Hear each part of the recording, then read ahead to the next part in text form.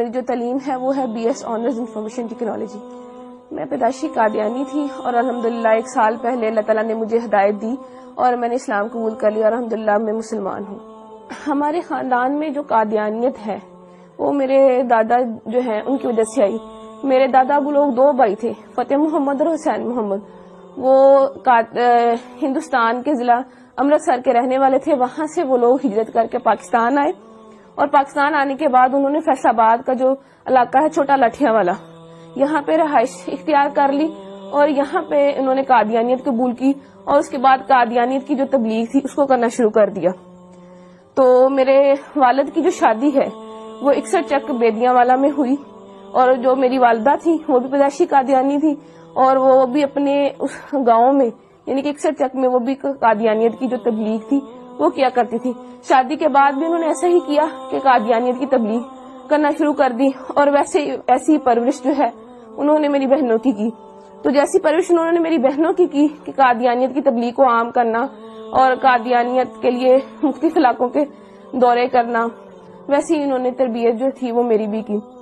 تو میرے والد صاحب جو ہیں ان کے پاس جو قادیانیوں کی جماعت کا جو ایک چندہ لینے کا عہدہ ہوتا ہے, چندہ تحریک جدید, اس کا جو چندہ تھا وہ لیتے ہوتے تھے, اس کے سیکٹری تھے. یعنی تحریک جدید کا چندہ اکٹھا کرنے کے سیکٹری تھے. اور میرے جو تایا ابو تھے وہ جو وقف جدید جو تھے چندہ اس کو اکٹھا کرتے تھے, یعنی کہ سیکٹری وقف جدید تھے.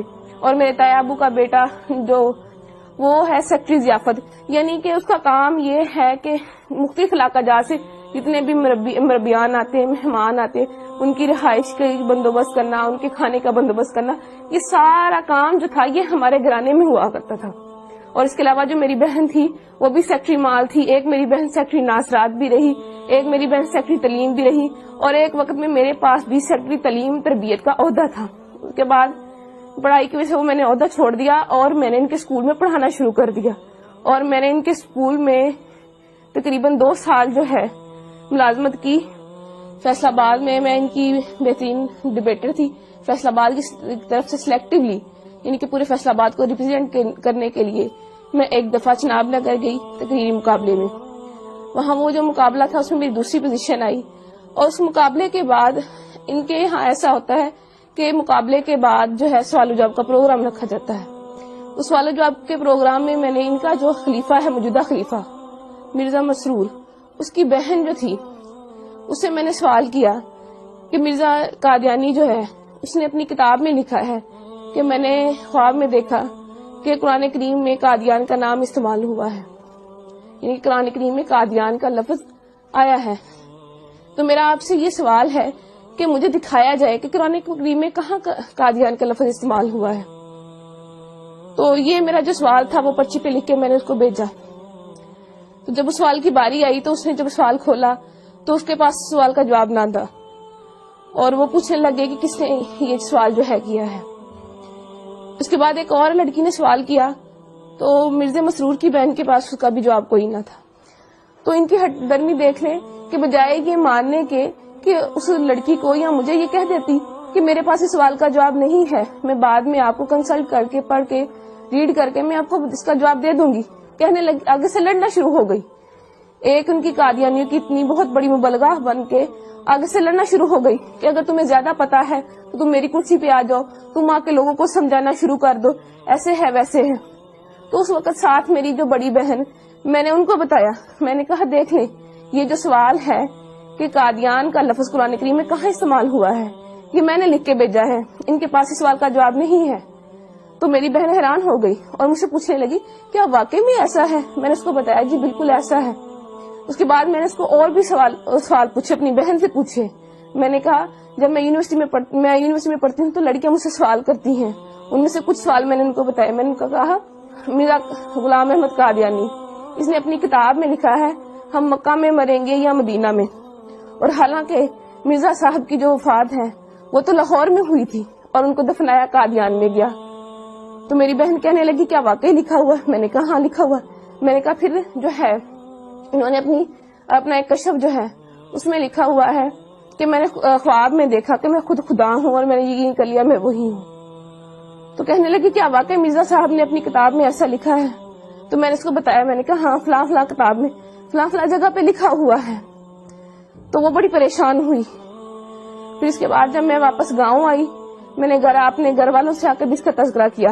رات کو بیٹھے ہوئے تھے, میرے والد صاحب بھی بیٹھے تھے, میں نے اپنے والد صاحب سے بھی تذکرہ کیا. میں نے کہا ابو ایسے ایسے وہاں پہ جو بھی ہوا میں نے ان کو بتایا.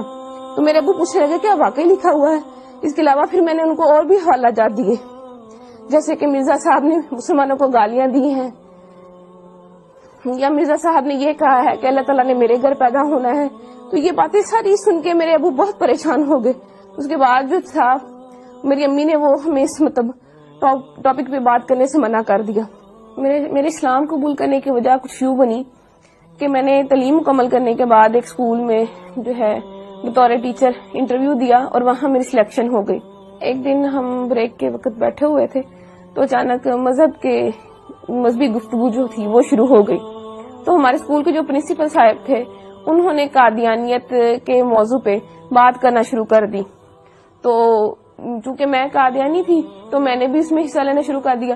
میں نے بھی ان کو بتایا کہ قادیانیت کے میں فضائل و مراقب جو تھے وہ انہیں بتانا شروع کر دیے, کہ قادیانیت ایسے ہے ویسے ہے, یعنی کہ قادیانیت کی ایک بڑی اچھی تصویر میں نے ان کو بتانا شروع کر دی.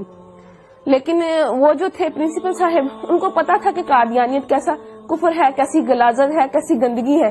تو انہوں نے قادیانیت کی جو عقائد تھے وہ بتانے شروع کر دیے کہ قادیانی جو ہے تو نعوذ باللہ مرزا قادیانی خود کو خدا کہتا ہے, خود کو محمد رسول اللہ صلی اللہ علیہ وسلم کہتا ہے, توبہ نعوذ باللہ کلمہ کی توہین کرتا ہے اور مسلمانوں کو گالیاں دیتا ہے, اہل بیت اطہار کی شان میں گستاخی کرتا ہے, صحابہ کی شان میں گستاخی کرتا ہے. جب یہ تمام باتیں میں نے سنی تو میں اتنا ڈر گئی کہ میں بہت زیادہ خوفزدہ ہو گئی, اور مجھے بالکل جو تھا وہ چین نہیں مل رہا تھا کہ کیسے ایک شخص جس کو ہم نبی مانتے ہیں وہ کیسے اتنی گستاخیاں کر سکتا ہے, کیسے اللہ پاک کی شان میں گستاخی کر سکتا ہے, یا آپ صلی اللہ علیہ وسلم کی شان میں گستاخی کر سکتا ہے. تو میں گھر آتی ہوں تو میں سو جاتی ہوں, اور میں نے جب خواب دیکھا تو میں وہ خواب دیکھ کے بہت ڈر جاتی ہوں. خواب کچھ اس طرح ہے کہ میں اپنے گھر کے باہر موجود ہوں, گرمیوں کے دن ہے, سخت گرمی ہے, اور میں گلی میں اکیلی موجود ہوں, میرا سر بھی ننگا ہے اور میرے پاؤں بھی ننگے ہیں. تو میں ڈر کے مارے دوڑنا شروع کر دیتی ہوں کہ مجھے کوئی مار نہ دے. بہت دوڑتی ہوں, اور پھر جب دیکھتی ہوں اپنے آپ کو ایک قدم بھی میرا آگے نہیں بڑھتا.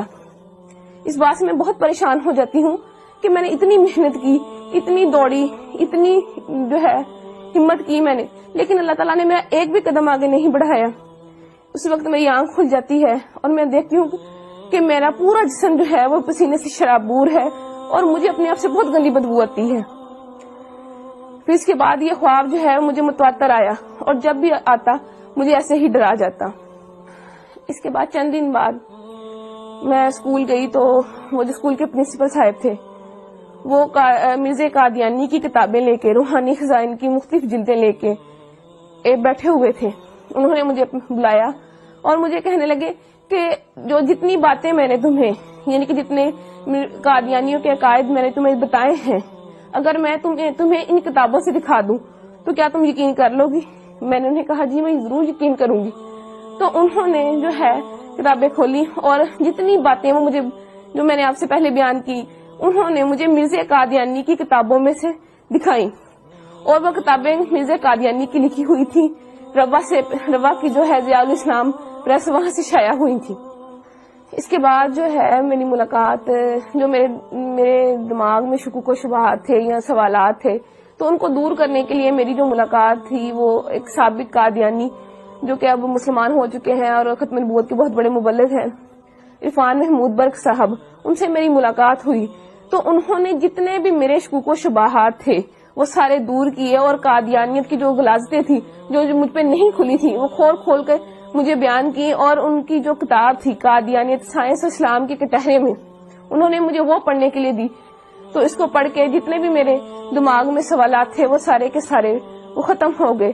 تو اس کے بعد پھر میں نے مرزا قادیانی پہ اور قادیانیت پہ کروڑوں لعنتیں بھیجنے کے بعد آپ صلی اللہ علیہ وآلہ وسلم کی غلامی میں آ گئی اور کلمہ طیبہ پڑھ کے اسلام قبول کر لیا. اس کے بعد جب میں گھر گئی میں نے اللہ تعالیٰ سے جا کے دعا کی کہ اللہ تعالیٰ مجھے کوئی رستہ بتا, کہ مجھے کوئی ایسا نشان دکھا کہ مجھے پتہ چل سکے کہ میں نے آج جو کیا میں سچ پہ ہوں, میں حق پہ ہوں. تو میں جو ہے میں سو گئی. تو میں نے وہی خواب جو میں پہلے دیکھتی تھی اور میں ڈر جاتی تھی، وہی خواب مجھے دوبارہ آیا کہ میں اپنے گھر کے باہر موجود ہوں، گرمیوں کے دن ہے، سخت گرمی ہے، اور میں ڈر کے مارے بھاگنا شروع کر دیتی. لیکن اس دفعہ معاملہ جو تھا وہ الٹ ہو گیا کہ جب میں ڈر کے مارے میں بھاگنا شروع ہوئی تو بھاگتے بھاگتے ایک میں پکی سڑک پہ پہنچ گئی. تو میرا سر جو پہلے ننگا ہوتا تھا اس پہ ایک سفید چادر آ گئی خود بخود، اور میں نے دیکھا کہ میرے سامنے ایک شخص احرام باندھے کھڑا ہے. جب میں نے اپنی نظریں اوپر اٹھائی تو میں نے سبز گنبد اور مینار کو پایا. تو اس کے بعد میری آنکھ کھل جاتی ہے اور مجھے اپنے آپ سے جو جہاں پہلے پسینے کی بدبو آتی تھی، اب مجھے اپنے آپ سے اتنی اچھی خوشبو آنے لگی.